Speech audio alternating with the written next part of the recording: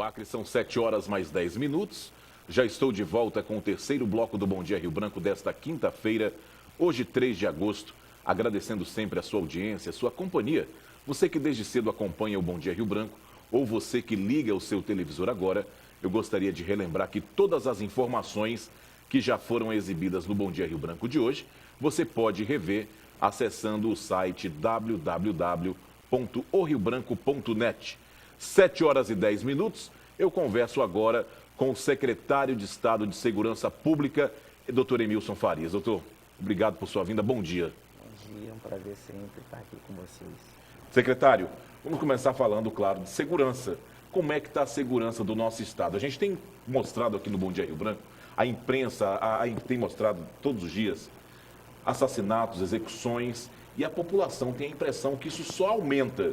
Não tem como controlar? Olha, eu acho que a gente precisa primeiro fazer a compreensão e ter a compreensão do que está ocorrendo. Então, acho que é importante uma conversa com essa, porque a população precisa compreender o que foi feito, o que está sendo feito, o que ocorreu atrás, o que está acontecendo nesse momento e para onde que nós vamos. Eu acho que isso aqui é o importante. Então, a gente precisa deixar claro que de 2013 a 2015, nós tínhamos uma redução nos indicadores de violência e criminalidade aqui no estado do Acre, na contramão de todo o país. Todo o país aumentava e aqui a gente diminuía.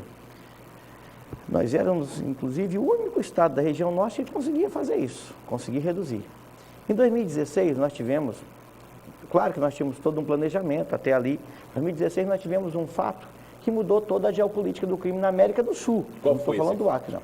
Um fato lá em Pedro Juan Cabaleiro, lá no Paraguai, em que Jorge Rafá foi executado com a .50, uma arma de guerra, uma pessoa contratada por facções criminosas, PCC e Comando Vermelho, mais especificamente. Ele aumentou o valor da droga, os cartéis não aceitaram aquele aumento, trouxeram um ex-militar para poder executá-lo. Deram 600 disparos com a .50.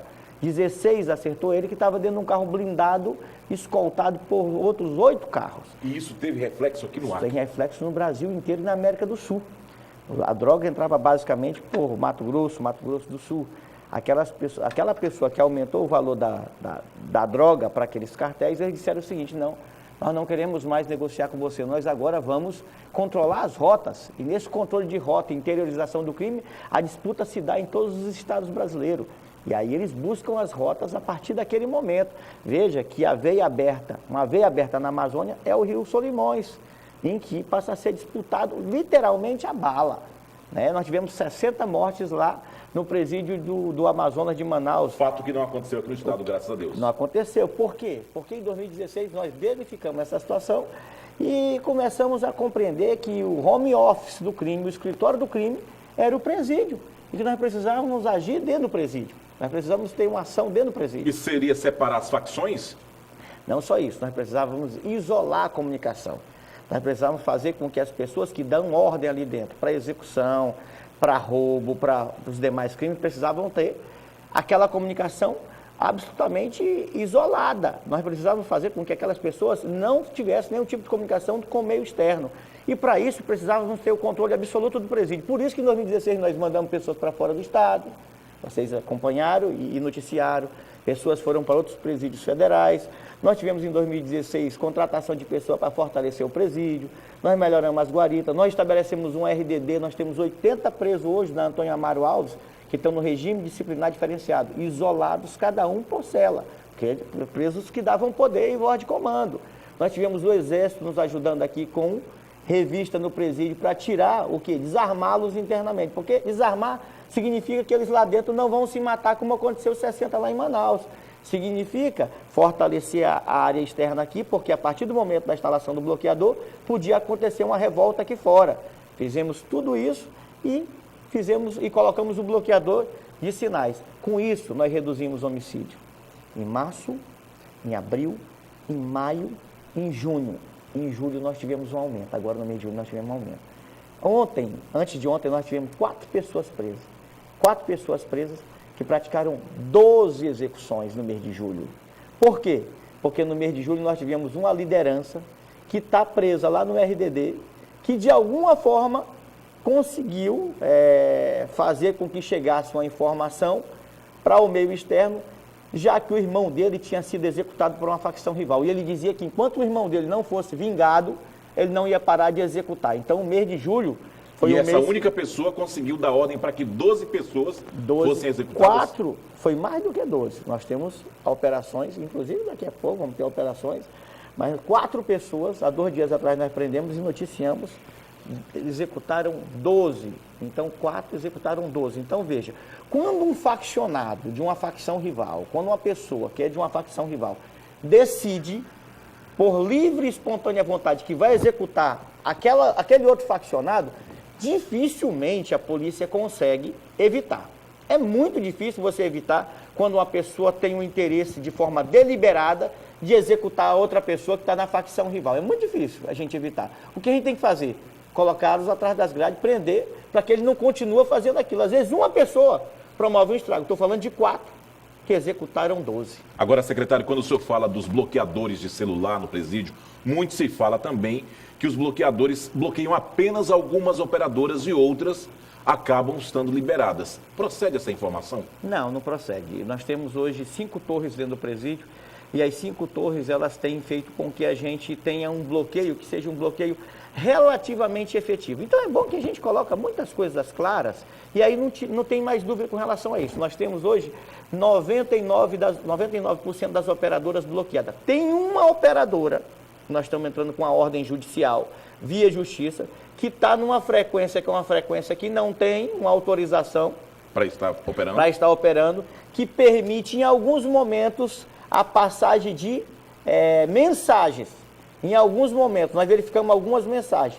O serviço já está sendo aumentado com relação à potência da empresa contratada, porque é ela que tem que aumentar o serviço e a frequência dela tem que aumentar para bloquear, inclusive aquela situação de mensagem. Teve algumas que passaram, tem 2 torres que estão sendo instaladas agora nos próximos dias, e isso deve zerar por completo. E a operadora respondendo à justiça, porque é o que nos cabe, é comunicar à justiça que ela está fora da frequência que é permitida por lei. E Cruzeiro do Sul, que também os índices têm aumentado bastante lá de homicídios, roubos e muito mais. Nós temos uma operação agora, temos até, daqui a pouco posso passar as imagens e as fotos de Cruzeiro do Sul, para que vocês noticiem ao longo do dia. Nós temos uma operação desde ontem, uma operação em Cruzeiro do Sul, com homens de Rio Branco que foram para lá, homens do BOP, deslocamos viatura, deslocamos um avião fretado com homens para lá, nós estamos com o Coronel Júlio César, comandante da Polícia Militar lá, com o Coronel Dantas, que é o diretor e coordenador operacional do DIROP, da Polícia Militar, nós estamos com o delegado Nilton, diretor da capital do interior, e o secretário adjunto de Polícia Civil estão lá, junto com outras agências, para que a gente possa fazer a saturação. Temos inúmeras pessoas já, situação de pessoas presas, temos apreensão de droga e temos o pessoal já rodando 24 horas nas ruas. Fechamos o Vale do Juruá, fechamos o Cruzeiro do Sul e a situação é de dar um recado bem forte. Agora veja, a gente precisa de uma vez por toda o apoio da União. Porque veja, Cruzeiro do Sul nós temos ali Serra do Divisor. Imagina quantas toneladas podem passar de droga numa área como aquela. Não só lá, mas temos também as fronteiras aqui, que também a droga circula livremente. Não existe nenhum plano para que seja combatido esse tráfico na fronteira? Mas veja, eu estou falando assim de um local lá, porque aqui tem infraestrutura. Então aqui lá nós temos tem, né? rodovia. Então na rodovia é possível a gente ter um controle maior. Por exemplo, a Polícia Rodoviária Federal tem um efetivo maior aqui. A gente sabe do esforço da Polícia Rodoviária Federal. São pessoas comprometidas a todo momento, nos ajudam muito. Mas a gente sabe que tem um efetivo muito diminuído. Por exemplo, nós não temos uma base lá. Nós temos a rodovia de Cruzeiro do Sul até Rio Branco sem a Polícia Rodoviária Federal, mais especificamente para do Juruá. Então nós temos uma base lá. Isso demonstra que nós temos uma fragilidade na rodovia. Mas mais ainda, numa área de numa Serra do Divisor, Marechal Tamaturgo, Porto Walter, toda aquela área ali é uma área de difícil acesso. Então imagina como é que é complexo isso. A gente precisa de uma decisão política da União para que o Exército, que está sempre à nossa disposição, mas que tem que ter o comando, ocupa esses locais de maneira mais efetiva. A gente precisa da Marinha num local como o Cruzeiro do Sul, a gente precisa da Aeronáutica que verifique e use a tecnologia disponível para poder fazer esse enfrentamento de maneira mais efetiva. Só os estados definitivamente não vão conseguir fazer a segurança de fronteira. Olha, os Estados Unidos têm 1/3 da fronteira que nós temos no Brasil, 1/3, com todo o aparato tecnológico e econômico. No meio do deserto, o Trump está dizendo que vai levantar um muro e não resolve o problema da fronteira com o México. Então, se a gente não tiver uma decisão política para realmente poder ter uma efetividade nas fronteiras, todos os órgãos, todas as agências, nós, estados, vamos ter muita dificuldade de fazer esse controle. E temos que compreender que o controle da fronteira é da União, e fazendo o controle da fronteira, a gente está fazendo segurança pública no Rio de Janeiro, em São Paulo e nos demais locais. A gente não pode assistir o Rio de Janeiro entregando e jogando a toalha e dizendo, nós não damos mais conta. Está lá os homens do Exército. 92 policiais militares morreram esse ano no Rio de Janeiro. Os policiais lá no Rio de Janeiro estão pedindo exoneração do cargo, eles não querem mais continuar como operadores de segurança, não querem mais, porque a nossa leitura de segurança pública está equivocada. Nós vamos investir lá tantos milhões no Rio de Janeiro, temos que investir milhões aqui na fronteira, porque dessa forma a gente impede que a arma chegue até lá, dessa forma a gente impede que a droga chegue até lá. Somos o segundo consumidor de entorpecente do mundo. Éramos há 20 anos o 100º, 42º. Então isso tem que ser avaliado, tem que ser pensado. Segurança pública se enxerga de maneira holística, e não dizendo assim, olha, como foi dito há poucos dias, vamos olhar Mato Grosso e vamos olhar Mato Grosso do Sul. E o Acre, e Rondônia, e o Amazonas, e a Amazônia, que é estratégica para esse mundo e para essa nova geopolítica do crime. Então, a gente tem que compreender a segurança pública do tamanho que é. Secretário, quando o senhor fala dos investimentos lá no Rio, que poderiam estar aqui no estado do Acre e em outros estados também da Amazônia, falta recursos para serem investidos na segurança aqui no estado, principalmente? Eu acho que a União tem que dividir essa conta. A União precisa compreender que isso é um problema de natureza nacional, isso está claro. Isso está dito por todos os 27 secretários de Segurança Pública do Brasil. Nós vamos daqui a pouco para um encontro lá com o Senado e com o Congresso Nacional para poder tratar sobre o tema. E a gente precisa fazer esse encontro. É uma luta de todos. Hoje é o que mais a população clama, é segurança pública, e a gente parece que ainda não fez essa compreensão. Nós aqui no estado estamos com concurso para a Polícia Militar, para a Polícia Civil, entregamos viatura, vamos entregar 60 motocicletas daqui a pouco, mais 30 viaturas para as polícias, armamento, colocamos bloqueador de celular, estamos fazendo concurso para bombeiro, temos 1.500 bombeiros mirins. Sabe o que é isso, 1.500 bombeiros mirins? É dizer para quem vai cooptar essas pessoas para a organização criminosa, é dizer para eles o seguinte, não venham aqui porque essas 1.500 crianças e jovens, eles estão aqui abraçados pela boa política, estão abraçados aqui numa escola de período integral, quando não estuda, estão tendo valores éticos, morais, de primeiro socorro e outros valores para que possam fazer o contágio de outras 3.000, 4.000, 5.000. É isso que nós estamos fazendo. Isso muda realmente a mentalidade das crianças, o pensamento? Muda, esse é o futuro. Esse é o futuro, não adianta só prender. Se prender fosse só a solução, nós tínhamos certamente a resolução da criminalidade no Brasil, porque nós somos o estado que mais prende no Brasil. Mas não é só isso. Então nós temos que ter outros enfrentamentos. Agora a fronteira é definitivamente um local em que tem que ser olhado de maneira estratégica e inteligente para a segurança nacional. Para a segurança nacional. Hoje nós não temos a menor dúvida de que se não tivermos uma política de Estado nacional voltada para a fronteira, nós vamos ter dificuldade de fazer os enfrentamentos para o futuro, para daqui 10, para daqui 15, para daqui 20 anos. Então o governo do estado eu tenho pessoalmente doado a minha vida para que essas crianças, esses jovens tenham futuro. É isso que a gente tem feito todo dia. Secretário, o que a população pode esperar da Secretaria de Segurança no quesito, claro, segurança? Muita operação. As forças-tarefa têm acontecido? Tem acontecido. Eu não posso, claro, que falar e adiantar algumas coisas, mas vocês vão ver aí muita operação na rua. Vocês vão noticiar muita operação na rua. Mas é uma luta que precisa de várias mãos. Eu estou insistindo nesse tema da fronteira porque isso é uma coisa que nos parece tão óbvia. Olha, veja, a gente não pode permitir que situações que têm ocorrido lá no sul, que tem um PIB muito maior do que o estado do Acre, por exemplo, o Rio Grande do Sul, a gente tem visto a pessoa praticar um assalto ao lado do policial e, infelizmente, ele não pode fazer nada porque não tem nem sequer local para levar o preso, porque não tem vaga em presídio. Os presos estão sendo algemados em lixeira, na frente das delegacias. É isso que tem ocorrido via de regra no nosso país. Se a gente der uma volta nos estados aí, eu converso todos os dias de manhã com os 27 secretários de Segurança Pública, que a gente tem visto. É isso que a gente tem visto no Brasil. Então a gente precisa urgentemente colocar esse tema na ordem do dia, porque não sou eu que quero. Quem quer é a população. E todos nós temos que fazer uma cruzada contra o crime, mudando legislação, mudando a forma de enxergar a segurança pública, fazendo um enfrentamento mais direto nas fronteiras, usando todo o aparato tecnológico da Marinha, da Aeronáutica, do Exército para poder fazer esse enfrentamento mais direto e fazer com que as forças de segurança do Estado tenham cada vez mais poder, para que a gente possa, mais estrutura, mais poder, a partir do olhar da União. Por que nós temos educação e saúde, um repasse constitucional, o que é muito correto, que é certo, é absolutamente correto. Por que a saúde e a educação têm um repasse constitucional, um fundo direto da União, e a segurança não tem? Se é um tema que a população pede tanto, por que a gente não tem? Então isso a gente tem que repensar, isso a gente tem que discutir, é isso que a gente tem que fazer o debate. Porque senão, você imagina aí como é que vai ser daqui 10 anos. Estou falando do Acre, mas poderia estar falando de São Paulo, poderia estar falando do Rio de Janeiro, podia estar falando do Piauí, podia estar falando do Maranhão, podia estar falando do Amazonas, do Pará. Olha, o Pará hoje, Belém, é a segunda cidade mais violenta do Brasil. Belém.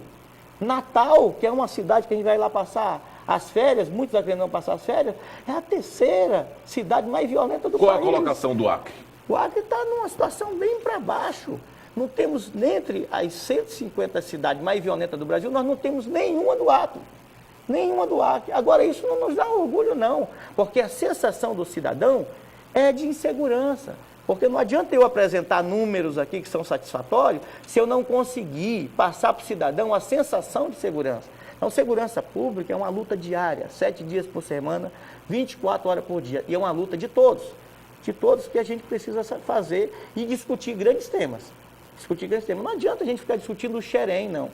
A gente precisa fazer essa discussão de maneira ampla, apartidária, suprapartidária, melhor dizendo, suprapartidária. E é isso que a gente tem feito aqui no Estado do Acre, com um esforço gigantesco do governador Tião Viana.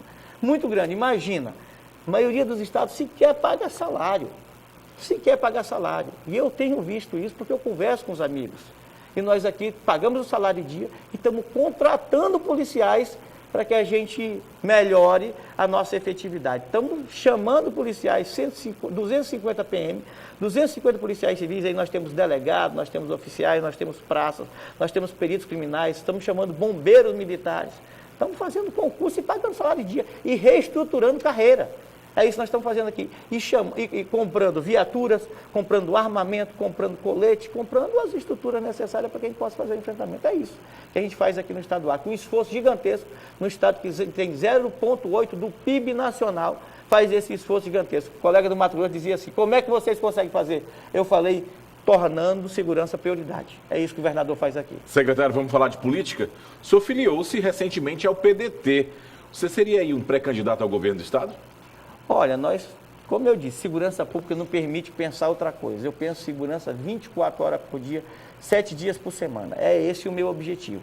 É promover esse trabalho da melhor forma possível, cumprir a minha missão da melhor forma possível. Sou delegado de polícia de carreira, me filiei ao PDT. Nós estamos aí numa construção conduzida pelo governador Tião Viana, dentro da Frente Popular, com ética, com respeito. Tenho ao meu lado o prefeito Marcos Alexandre, doutora Nazaré, vice-governadora, o Daniel Zen, e nós estamos com o nome aí à disposição, sempre com o objetivo de fazer o melhor, de bater sempre na tecla do coletivo.